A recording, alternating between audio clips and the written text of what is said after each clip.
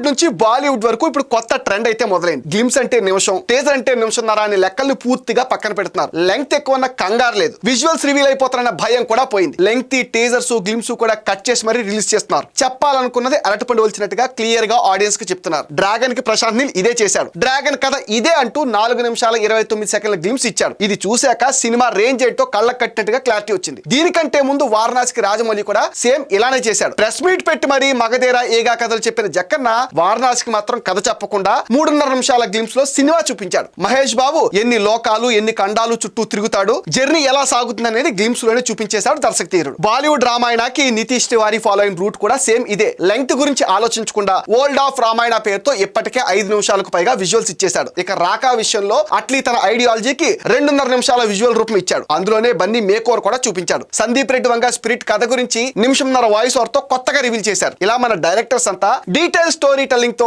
Surprise చేస్తున్నారు.